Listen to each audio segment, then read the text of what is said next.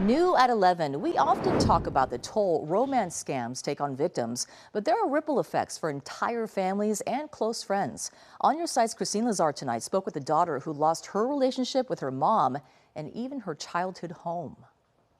More than $1 billion was lost to romance scams last year, according to the Federal Trade Commission. But it's not just the dollars lost. It's also family history, hearts, and even homes. Just a note, we concealed the identity of our victim in this story as we were not able to locate her and speak to her. And that's not her. That is not her. The woman that I've known all my life is not her. A family torn apart. But nobody will listen that she's getting scammed. Jeanette Valadez says her 77-year-old mother, a retired school cafeteria worker and widow, has given a person she's never met more than $20,000. She even sold the family home, which Valadez learned about as we were doing this interview.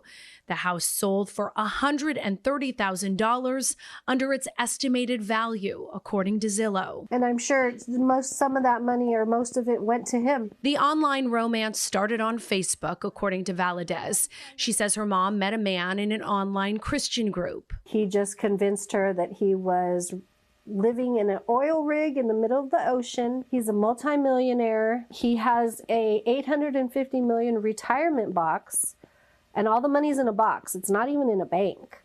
And that she can get $55 million if she helps him with all of these Apple cards that he needs. There was a lot of love bombing in their early texts. The scammer writing things like, "You are far more than my partner. You are my soulmate in every way."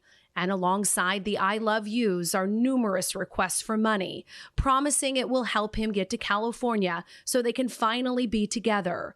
The scammer writes, "I have to balance up and fly. $1,000 will be perfect."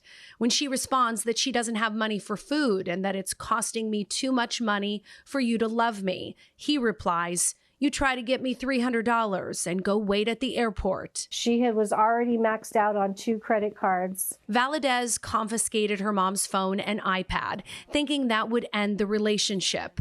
She also contacted governmental agencies to see if they'd step in. Nobody will listen because she answers the questions correctly to everybody. Adult Protective Services, the social workers, she says she can spend her money however she wants. Valadez hasn't seen her mom in months. She believes she's living in a motel in the Inland Empire with Valadez's adult sister, who is mentally disabled. How do you help somebody that doesn't want to get helped? Debbie Montgomery Johnson is a survivor of a romance scam that lasted 2 years, beginning in 2010. And how much money did you give him? Over 2 years, I gave him $1,080,762. Montgomery Johnson took her loss and turned it into advocacy. So what can family members or close friends do if they suspect or even know that their loved one is being taken advantage of in a romance scam? Be really careful the way you talk to them. You don't want to go in and victim blame. You don't want to make them feel like they're 2 years old because they will definitely shut you out. And that's part of the scammer's plan, according to experts. They isolate you from family. They isolate you from friends. They tell you, don't listen to them. They're going to try to ruin our relationship. Don't listen to them. And so you shut people out. And that's what I did. Montgomery Johnson recommends asking elderly loved ones to be on their bank accounts so you can monitor them for any suspicious activity, like a series of large withdrawals or wire transfers.